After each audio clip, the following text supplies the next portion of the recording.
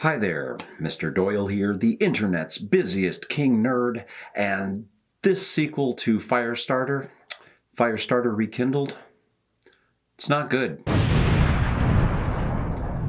This TV miniseries debuted on the Sci-Fi Channel in March of 2002, and at the time of release garnered universally negative reviews from critics. Laura Fries of Variety magazine had stated, quote, "Viewers who invest 2 nights in this overdone sequel to the 1980 Stephen King movie undoubtedly will feel burned," unquote. And bad pun aside, yeah, she's not wrong.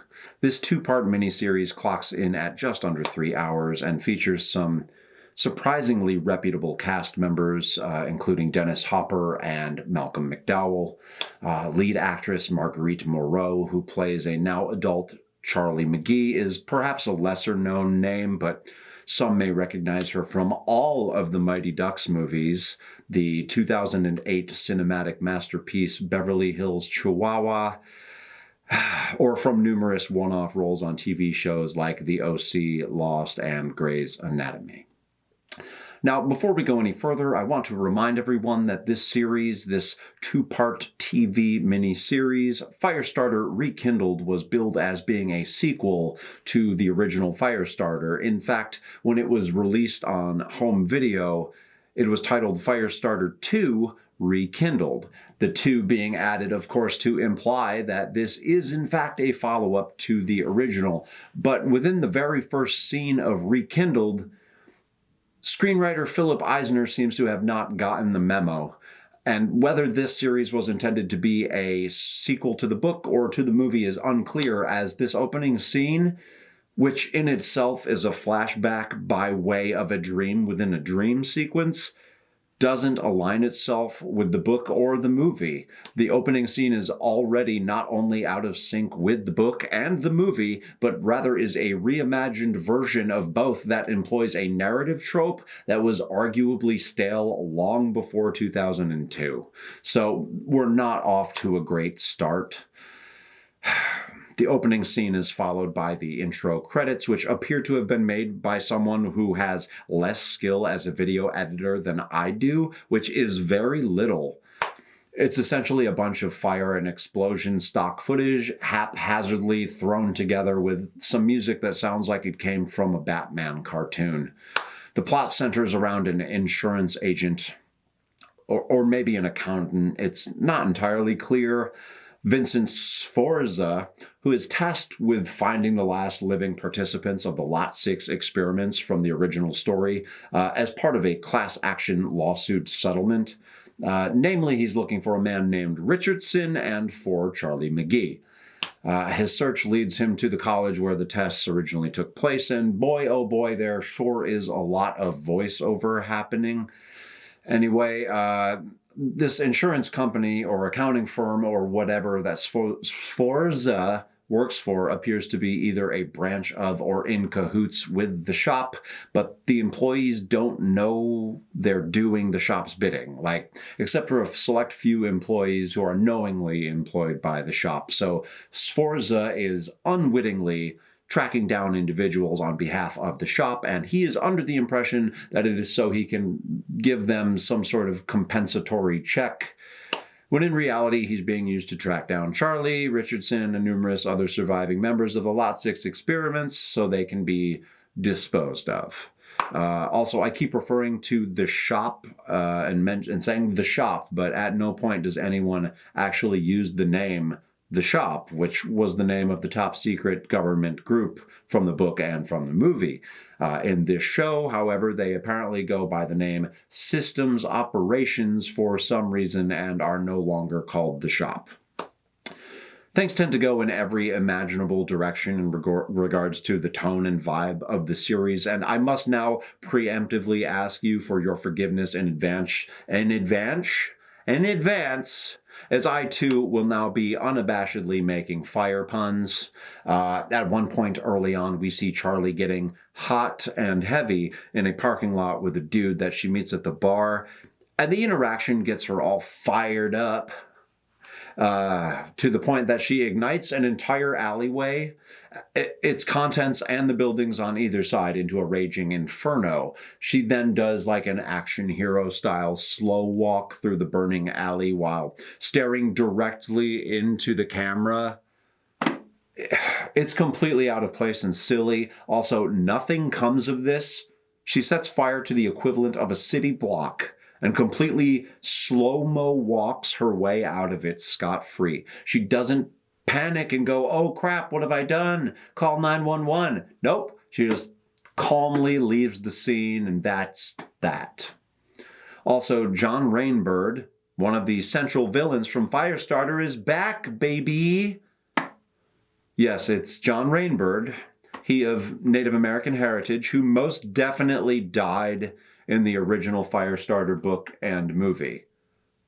Only now he is a very obviously white, fire-scarred and not dead Englishman with a pronounced British accent. So maybe just a slight continuity error on top of the character depiction being completely different. Rainbird's backstory and his history with Charlie is changed a great deal as well. Did the screenwriter actually see the first movie? Did he do any research prior to writing this?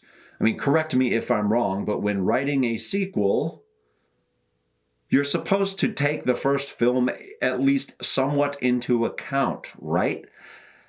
Anyway, Malcolm McDowell is usually an enjoyable actor, but I just can't get over the fact that he isn't even remotely the right actor for this role.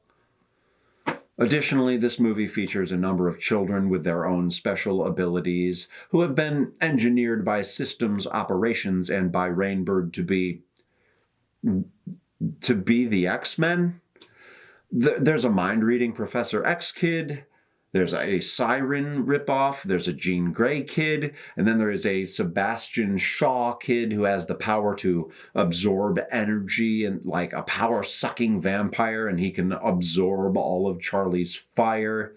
He sucks her fire like right out of her. He's a vampire. Or maybe a firepire, perhaps. I'm sorry.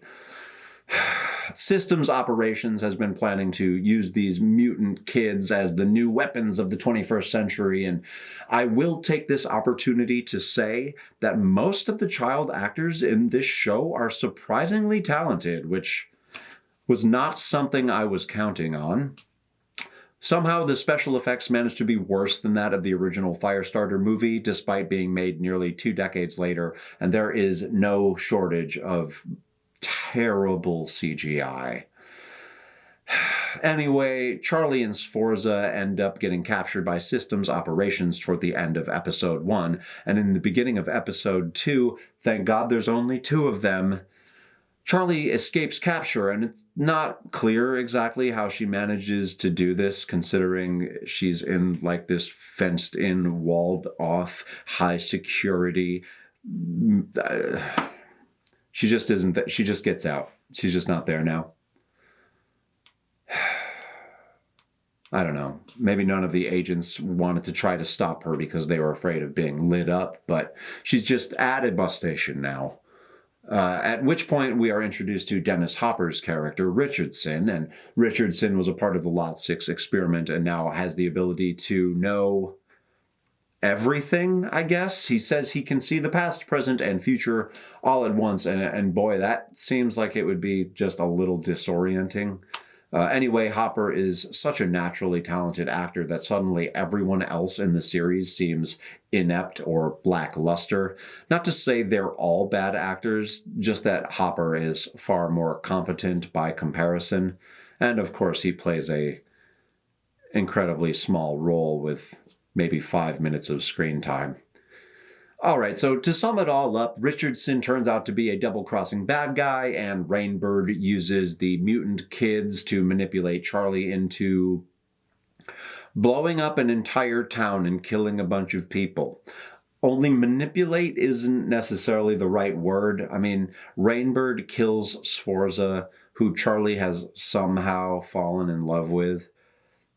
But instead of using her powers to stop Rainbird and the mutant kids, she literally just completely disintegrates and explodes an entire town and everyone in it. The whole thing is completely unjustified, and it doesn't make you feel like maybe she's the best protagonist in this story. Like maybe she's completely immoral and a terrible person. She does eventually get to Rainbird and the mutant kids, but for whatever reason, she just felt the need to murder and destroy everything and everyone else in the vicinity first. Have you seen the movie Frozen? My daughter was watching it obsessively a few years ago, and it always bothered me how Elsa is all like, "It's not my fault, I can't control my powers," whenever she does something shitty and hurts people. But then she builds an ice palace and gives life to an abominable snow monster and stuff. So, yes, you absolutely can and do control your powers. Look at all the cool shit you just did. Well, that's Charlie in this movie. She expertly controls her fire power throughout the majority of the movie, and then does some totally messed up stuff because she can't control it. Yeah, okay. Or maybe you're just a shitty person and you use your powers to hurt innocent people sometimes, Elsa. So, in the end, Charlie is 100% the bad guy, and after she annihilates a whole town, nothing happens to her, and she just gets on a bus and leaves town. The end. The end. So the moral of the story is unclear. And this moral failing, on top of the fact that the series pays no mind to continuity and completely disregards the entire first movie while claiming to be a sequel, makes for an unlikable, predictably unsatisfactory experience. This not a sequel to Firestarter, it's not good.